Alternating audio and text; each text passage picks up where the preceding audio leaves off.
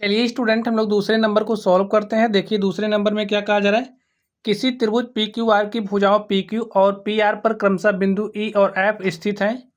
निम्नलिखित में से प्रत्येक स्थिति के लिए बताइए कि क्या ई एफ समांतर क्यू आर है। तो स्टूडेंट यहाँ पर हमने एक त्रिभुज पी क्यू आर खींच लिया है। इसमें कहा जा रहा है पी क्यू जो भुजा है, पी क्यू भुजा पर एक बिंदु ई कुछ इस तरीके से है और एफ पी आर पर स्थित है। तो हमने ई और एफ को क्या किया, मिला दिया है। हमसे क्या कहा जा रहा है, निम्नलिखित में से प्रत्येक स्थिति के लिए बताइए कि क्या ई एफ समांतर क्यू आर है। तो हमें बताना है कि ये जो ई एफ है ये समांतर है किसके, क्यू आर के। अब आप लोग सोच करके बताइए ये जो ई एफ है वो समांतर क्यू आर कब होगा। हमने आपको दो प्रमेय बताई है, एक हमारा थेल्स प्रमेय है और दूसरा जो है थेल्स का विलोम, थेल्स प्रमेय का विलोम। तो अब आप लोग बताइए यहाँ पर हमारी कौन सी प्रमेय अप्लाई होगी। लिखिए थेल्स प्रमेय के विलोम से, थेल्स प्रमेय के विलोम से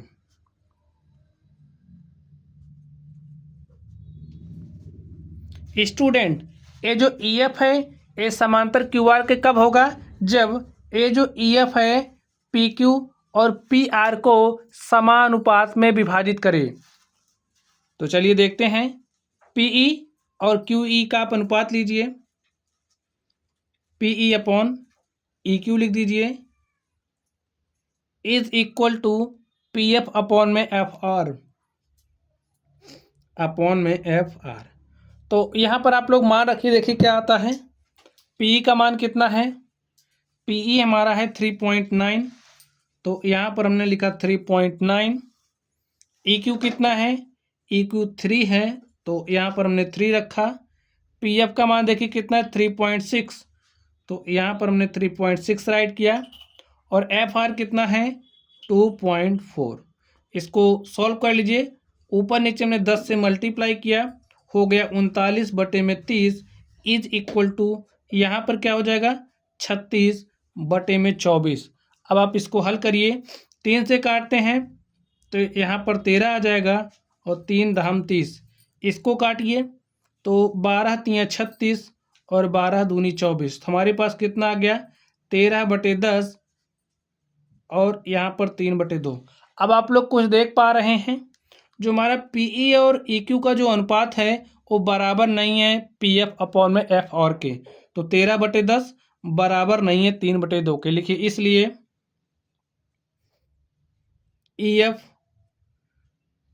ईएफ समांतर क्यू आर नहीं है, ईएफ क्यू आर के समांतर नहीं है। अगर हमारे अनुपात बराबर आ जाते, ए रेखा इसको और इसको समानुपात में विभाजित करती तो ई एफ समांतर क्यू आर होता, जबकि ऐसा नहीं आ रहा है, इसलिए ये जो ई एफ है वो क्यू आर के समांतर नहीं है। चलिए स्टूडेंट दूसरे के सेकंड नंबर को हम लोग हल करते हैं। यहाँ पर देखिए मैं क्या दिया गया, मैं पीई दिया गया, पी कितना दिया है 4 सेंटीमीटर। तो राइट करिए पी कितना दिया 4 सेंटीमीटर, तो यहाँ पर हमने लिख दिया ये इतना हमें 4 सेंटीमीटर दिया गया है। क्यू ई कितना दिया गया 4.5, तो ए हमें 4.5 दिया गया सेंटीमीटर। पी एफ 8 दिया गया है, ए हमें कितना दिया गया 8 और आर एफ कितना दिया गया 9। अब हमें क्या बताना है कि ये जो ई एफ है वो क्यू आर के समांतर है। तो ई एफ क्यू आर के समांतर कब होगा, जब ये जो ई एफ है रेखा पी क्यू और पी आर को समानुपात में विभाजित करे। तो लिखिए थेल्स प्रमेय के विलोम से,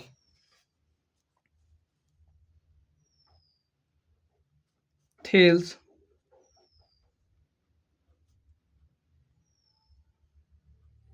प्रमेय के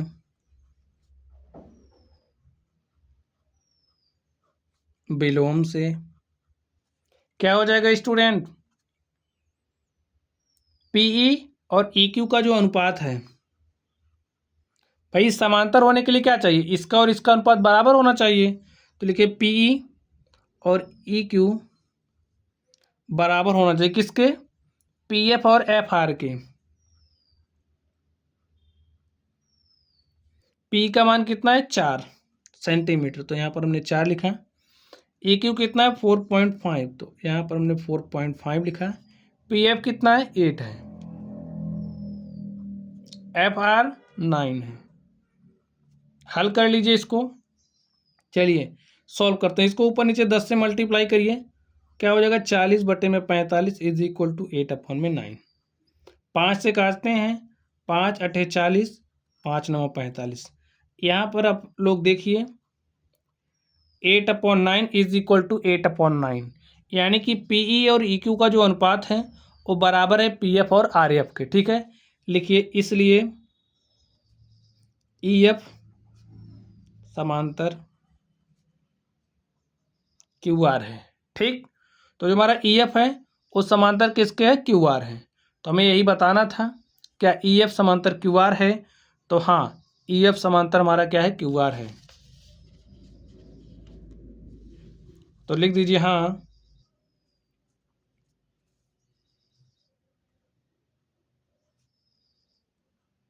ईएफ समांतर क्यू आर है, और इसमें हमारा जो ईएफ समांतर क्यू आर के नहीं है। ठीक है, चलिए हम लोग इसके थर्ड नंबर पर चलते हैं और देखते हैं थर्ड नंबर का सॉल्यूशन क्या होगा। तो स्टूडेंट आप लोग थर्ड नंबर को ध्यान से देखिए। हमें भुजाओं की माप दिया गया है। पी क्यू देखिए कितना दिया गया है, पी क्यू हमें 1.28, यानी कि हमें इतना पूरा दिया गया है। कितना है 1.28। पी आर कितना दिया गया 2.56। पी आर हमें दिया गया 2.56। अब यहाँ पर आप लोग देखिए पी कितना दिया गया 0.18। पीई हमारा ए है, कितना दिया गया 0.18। और पीएफ कितना दिया गया है, पीएफ ए वाला हमें दिया 0.36। और हमें बताना है कि क्या ईएफ समांतर क्यूआर है। तो ईएफ समांतर क्यूआर के कब होगा, जब ये जो ईएफ है पीक्यू और पीआर को समानुपात में विभाजित करे। तो इसके लिए हमें कौन सी प्रमेय अप्लाई करनी होगी, थेल्स प्रमेय का विलोम। लिखिए थेल्स प्रमेय के विलोम से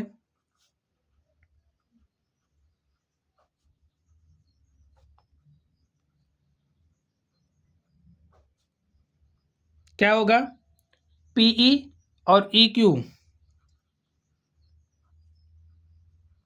को जो अनुपात है वो बराबर होना चाहिए पीएफ और एफआर के। अब आप लोग यहाँ पर देखिए पी हमें कितना दिया गया 0.18, तो रख दीजिए। EQ, अब आप लोग देख पा रहे हैं मैं EQ तो पता नहीं है, कैसे निकालेंगे EQ।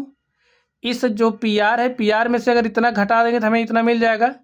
भाई इतने पूरे में से इतना घटाएंगे तो इतना मिल जाएगा। तो इतने पूरे में से यानी कि 1.28 में से आप 0.18 घटा दीजिए। 1.28 में से माइनस करेंगे 0.18। PF देखिए कितना है 0.36 अपॉन में FR। अब हमें FR चाहिए, FR कैसे निकलेगा, पूरे में से इतना घटाओगे तो इतना मिल जाएगा। तो 2.56 में से आपको घटाना पड़ेगा कितना 0.36, तो घटा दीजिए। यहाँ पर आप लिख लीजिए जो हमारा EQ है वो बराबर हो जाएगा PQ माइनस PE के। PQ का मान कितना 1.28 माइनस करेंगे 0.18 को, देखिए कितना आएगा।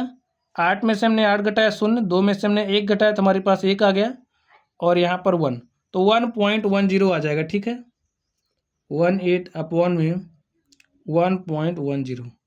इधर देखिए क्या आएगा 0.36 अपॉन में। अब हमें FR चाहिए, तो FR हम कैसे निकाल रहे हैं, PR minus PF, PR minus PF। PR का मान कितना देखिए 2.56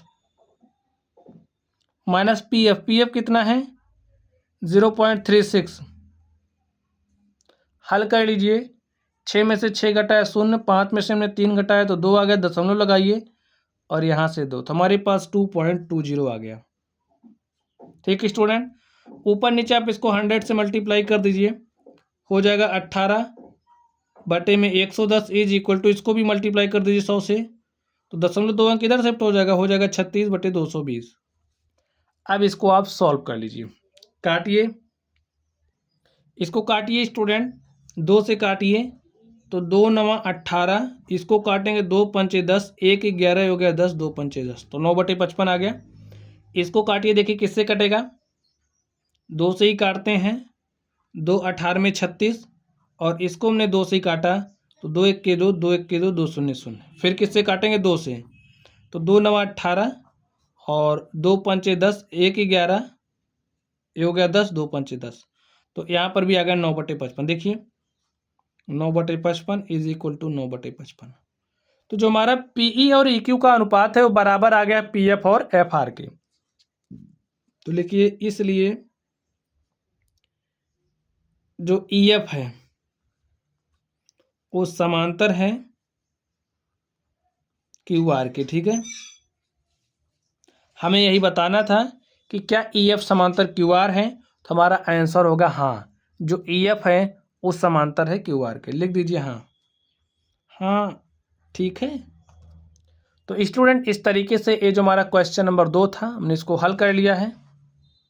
चलिए अब हम लोग अगले नंबर पर चलते हैं और देखते हैं अगले नंबर का सॉल्यूशन क्या होगा। तो स्टूडेंट आप लोग अगले क्वेश्चन को ध्यान से देखिए, इसमें क्या कहा जा रहा है। तो स्टूडेंट आप लोग देखिए क्वेश्चन में क्या कहा जा रहा है। आकृति 6.18 में यदि LM समांतर CB है, यहाँ पर देखिए ये जो आप LM देख रहे हो, ये LM क्या है, समांतर है किसके, यहाँ पर ये जो आप CB देख रहे हो CB के समांतर है। ठीक है, और LN समांतर CD है, यहाँ पर ये जो LN है वो समांतर है किसके, ये जो CD देख रहे हो CD के, ए इसके समांतर है, ए इसके समांतर है। तो सिद्ध कीजिए कि AM/AB is equal to AN/AD है। ठीक है, चलिए हम लोग इसको हल करते हैं और देखते हैं इसका सॉल्यूशन क्या होगा। हमें क्या क्या दिया है, जो जो दिया है आप लोग लिख लीजिए, लिखिए दिया है LM समांतर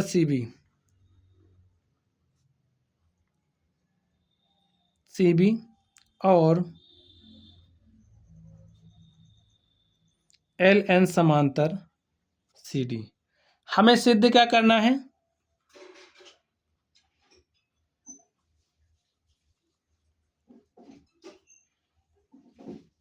सिद्ध करना है AM/AB बराबर AN/AD। ठीक है, हमें ये सिद्ध करना है। तो चलिए हम लोग इसके लिए उत्पत्ति देते हैं। अब स्टूडेंट आप लोग ध्यान से देखिए, हमें LM समांतर CB दिया गया है, LM समांतर CB दिया गया है, तो हम लोग किस में देखेंगे, त्रिभुज ABC में। लिखिए त्रिभुज ABC में। अब ABC में क्या होगा, ये जो LM है वो समांतर है CB के, BC के। लिखिए LM समांतर BC, इसलिए थेल्स प्रमेय अप्लाई करिए आप लोग।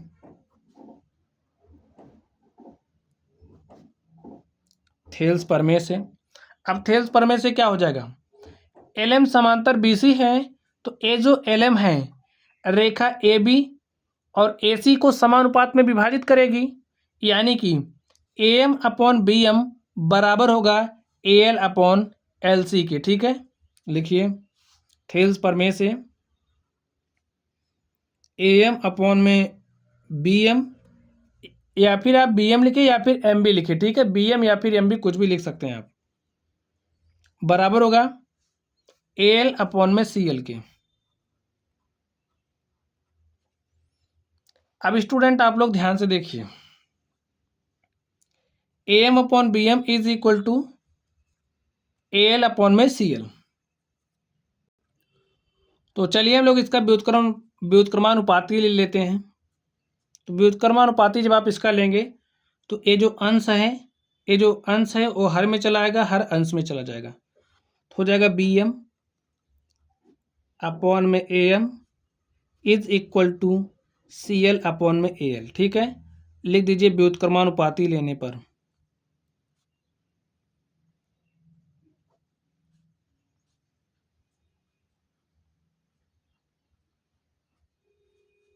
या फिर व्युत्क्रमानुपात लेने पर। तो स्टूडेंट इसके दोनों तरफ आप 1 जोड़ दीजिए, क्योंकि हमें प्रूव करना है A M upon A B is equal to A N upon A D. देखिए ए बी हमारा कैसे आएगा, इसको तो आपको सोचना पड़ेगा। ए बी हमारा कब आएगा, जब हम ए एम में बी एम को जोड़ देंगे। तो आप लोग कुछ बात समझ लीजिए, तभी आप अच्छे से सोच पाएंगे। तो ए बी हमारा कब आएगा, जब हम ए एम में बी एम को जोड़ देंगे। ए बी कब आएगा, जब हम ए एम में बी एम को जोड़ेंगे। और देखिए हमें यहाँ पर ए एम चाहिए। ठीक है, यहाँ पर ए एम आएगा। ठीक है, हमने व्युत्क्रमानुपात लिया तो ए अंश हर में चला आएगा और हर अंश में चला जाएगा। B M upon A M is equal to C N upon A L. चलिए हम लोग दोनों तरफ 1 जोड़ देते हैं।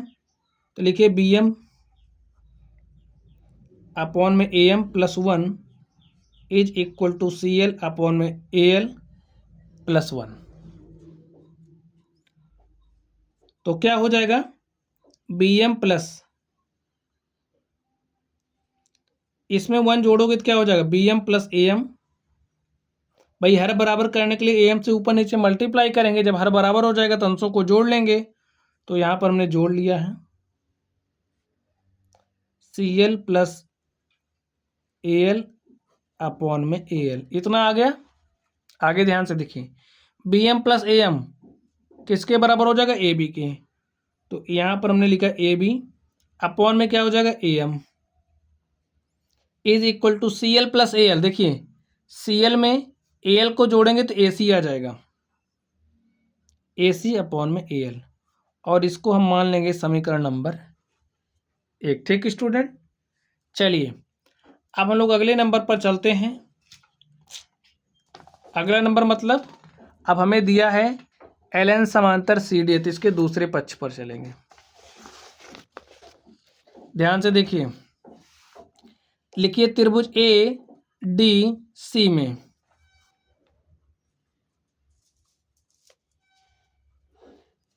ए डी सी में क्या है, ए जो एल एन है वो समांतर है सी डी के, एल एन समांतर सी डी है। एल एन समांतर सी डी है तो थेल्स प्रमेय अप्लाई करिए। लिखिए थेल्स प्रमेय से क्या हो जाएगा, थेल्स प्रमेय से क्या होगा, ये जो एल एन है ए सी और ए डी को समानुपात में विभाजित करेगी। तो क्या होगा, ए एल और सी एल का जो अनुपात होगा वो बराबर होगा ए एन और डी एन के। इतना आ गया स्टूडेंट। अब देखिए हमें एडी लेकर के आना है, तो एडी हमारा कैसे आएगा इस बात को भी आप लोग समझ लीजिए। अभी हम बाद में सेट करेंगे। आप यहाँ पर एडी देख रहे हो, यहाँ पर हमें कहीं एडी नहीं दिख रहा, तब हमें थोड़ा सा सोचना पड़ेगा कि हमारा एडी कैसे आएगा। तो एडी देखिए किसके बराबर होगा, AD A N plus D N के, A N plus D N के बराबर होगा। और देखिए हमें एडी अपॉन में चाहिए। ठीक है, एडी अपॉन में चाहिए और ए एन भी चाहिए। तो इसके लिए हम क्या करेंगे, इसका व्युत्क्रमानुपात ले लेंगे। तो क्या हो जाएगा, सी एल अपॉन में A L is equal to D N upon में ए एन, और लिख दीजिए व्युत्क्रमानुपात लेने पर।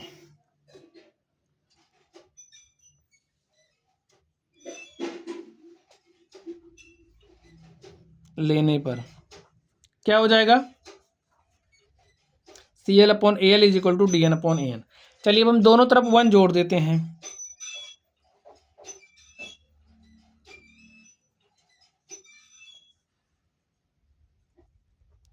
1 जोड़ दीजिए, लिख दीजिए दोनों तरफ 1 जोड़ने पर।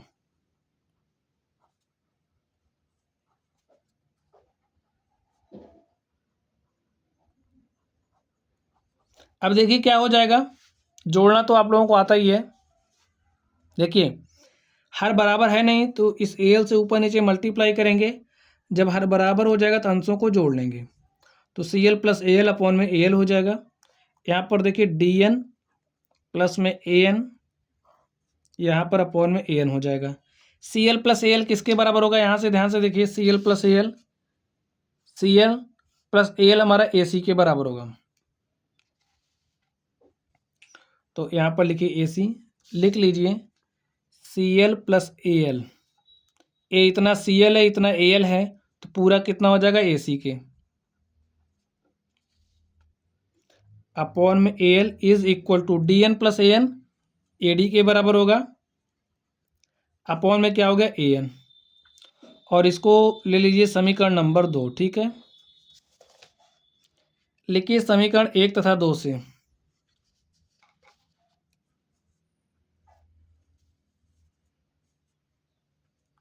समीकरण 1 तथा 2 से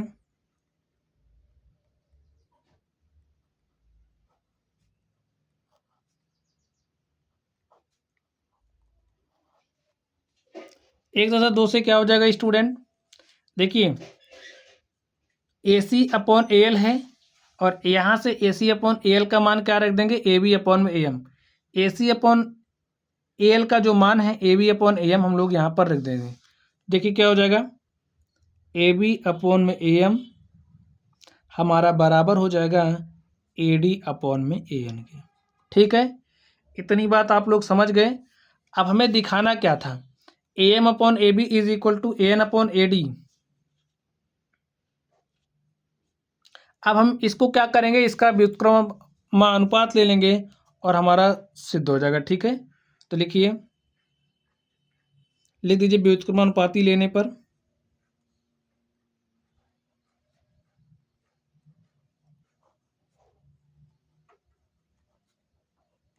ले लीजिए। देखिए क्या हो जाएगा, अंश हर में चला जाएगा और हर अंश में चला आएगा, हो जाएगा AM अपॉन में AB is equal to AN upon में AD। देख लीजिए मैं क्या प्रूव करना था, AM अपॉन में AB,